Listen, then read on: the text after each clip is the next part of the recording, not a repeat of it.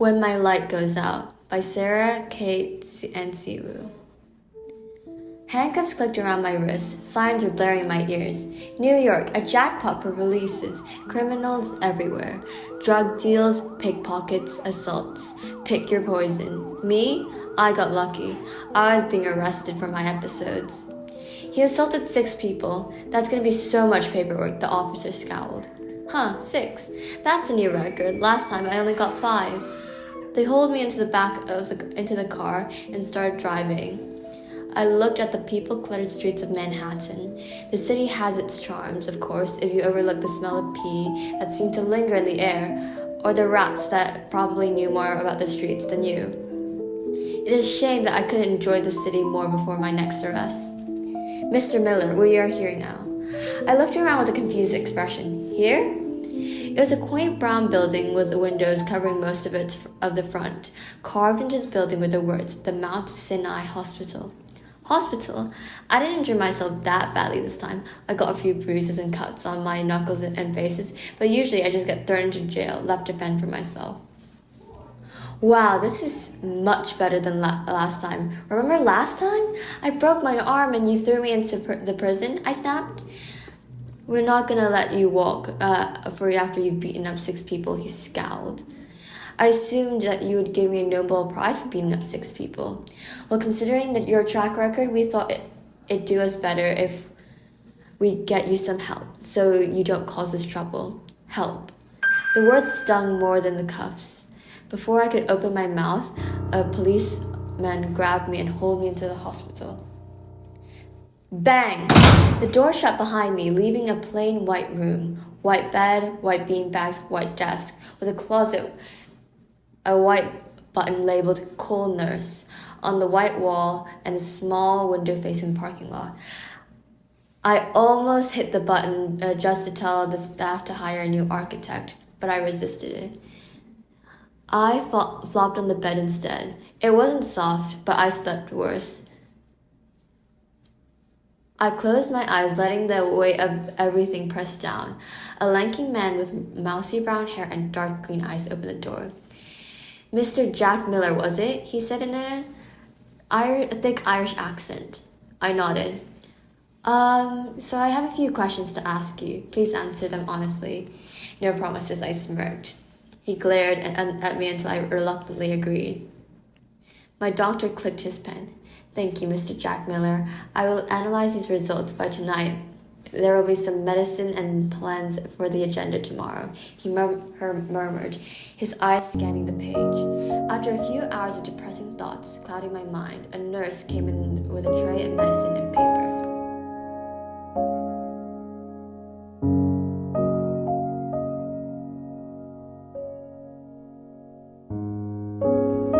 Part 2. It was nearly midnight when the nurse returned. These pills won't work, I muttered before she could say a word.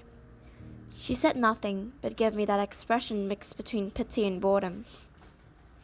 Take these pills before bed, she said flatly, and sign this form. It's to consent for the medication. I laughed, a sharp, hollow. Consent? Like I have a choice. I grabbed the pen and scrawled my name so badly it looked like a toddler did it. She didn't care. She snatched the paper and left without another word. I sat on the edge of the bed, staring at the little white pills in my palm. They felt heavier than they should. Do I really want this? But the exhaustion hit me like a truck. I swallowed them dry, climbed onto the bed, and shut my eyes. When I opened my eyes, I was no longer in the room. I was standing in a vast field. The grass stretched in every direction, soft and endless green. It swayed like waves in a quiet sea. It was at night, but somehow I wasn't cold. It was just a strange, soothing warmth. It felt safe. And then I saw her. She stood barefoot among the tall grass, her hair flowing like black ink in water, her eyes dark blue, like the ocean at midnight. Her face was calm, too calm, and her lips parted slightly as if she wanted to say something, but no sounds came out. "Who are you?" I asked, almost a whisper. She tilted her head, but didn't say anything. Her gaze shifted to the sky. I followed it. The moon hung bright and massive, so bright that it lit the entire sky, bathing in a soft, silvery glow. But it wasn't like the harsh light of the hospital. This warm and soothing, like it was holding everything together. But then the clouds rolled in, swallowing the lights. As darkness rushed back, I gasped, my chest tightening like someone clinched a belt around my ribs. It hurt, like I was losing something I never realized I had. I turned to her. "What's happening?" Her eyes locked into mine, and for the first time, she moved. Her hand reached out slowly, palm open, fingers outstretched. I hesitated, then I reached out too. Our fingers touched. Warmth, not fire, not pain, not cold, just warmth, simple, human, real. I expected her to disappear like a ghost or a dream fragment, but she didn't. She stepped closer, gripping my hands tighter. And for the first time in years, I felt calm. And then I woke up.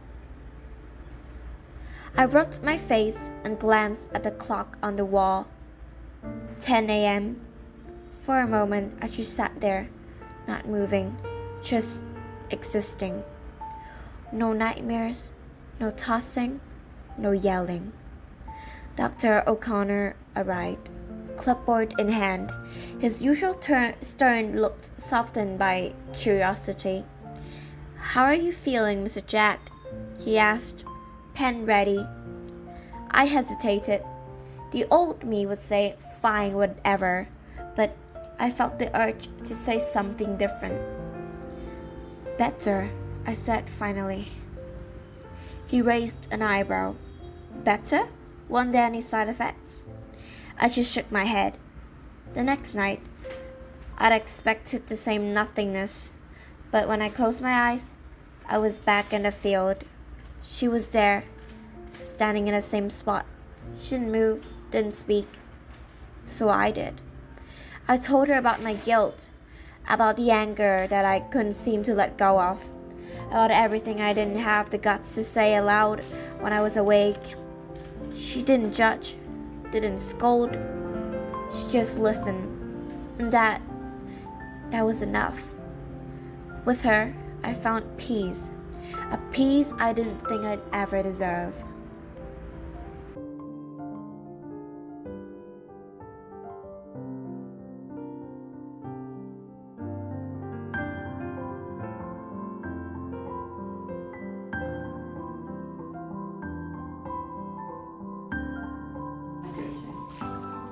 Part 3.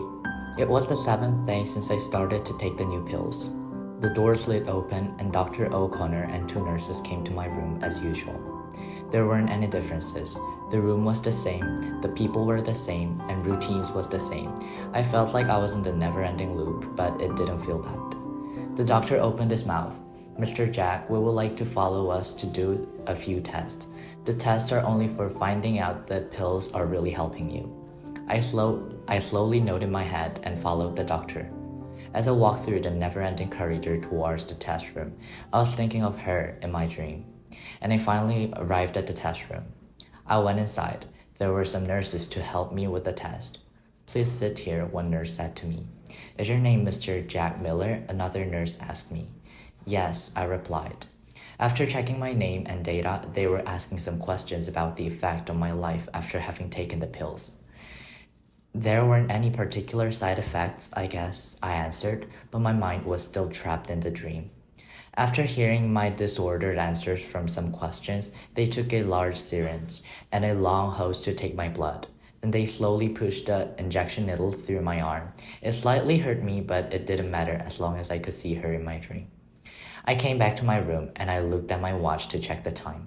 14:30 was shown on my watch. I remember that I had a meeting with Dr. O'Connor at 3 p.m. and I started to prepare for the meeting. At 3, I went to the doctor's room. "Good afternoon, Mr. Jack." Dr. O'Connor was welcoming me. "I heard that new pills work for you, and now you do not feel any anxiety at night," he added. "Yes," I simply replied.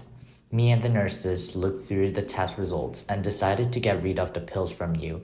This is because the pills are extremely addictive and you are now feeling better," Doctor said with a smiley face. After hearing the words from the doctor, I was scared that what if I cannot meet her anymore? Tears suddenly streamed down my face. So I ran away to my room. "Mr. Jack, come back." I was hearing Dr. O'Connor shouting, but if it did not stop me. The only thing I cared about was her. I ran through the long hallway. I could not believe that I couldn't see her again. As I ran through the corridor, my sorrow got bigger and bigger. After I ran to my room, I checked the small table next to my bed. The pills were gone. I locked the door immediately so no one could come to my room. However, as time went by, my anxiety grew bigger and bigger. I was so scared that I could not see her in today's dream. What if I have to see the nightmares again? I looked out the window. It was raining. If I have not seen her before, I might decide to just jump down the window and escape, but I could not. I desperately needed her. A nurse came to my room with a tray. There was a medical certificate, and suddenly the nurse started to say something. "Mr. Jack, Dr. O'Connor and some nurses are worrying about you. If you have any problems, we might be able to help you." "No, there's nothing," I said in a voice of disbelief. I didn't want anybody to know about her. I laid down on my bed, and the nurse turned the light off for me. I fell asleep without the pills, and suddenly I opened my eyes. The thing I saw was flickering light, brightening the dark room. It was so quiet and the atmosphere was telling me to not make any noise. And I remembered that I didn't see her in the dream. She was gone, totally gone. There was no way to find her back. I stand in my bed full of sorrow. She made my colorless and lonely life bright and beautiful with full of colors.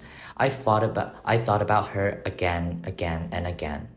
Now finally she's stuck in my head. I will never forget her even ever in my life. I mumbled to myself in a calm and soft voice. That night, I sat down on my bed alone, waiting for her to come back to me. I stared at the ceiling and watched the flickering light. And my light, my life, she was gone. The light flicked one last time. The light went out.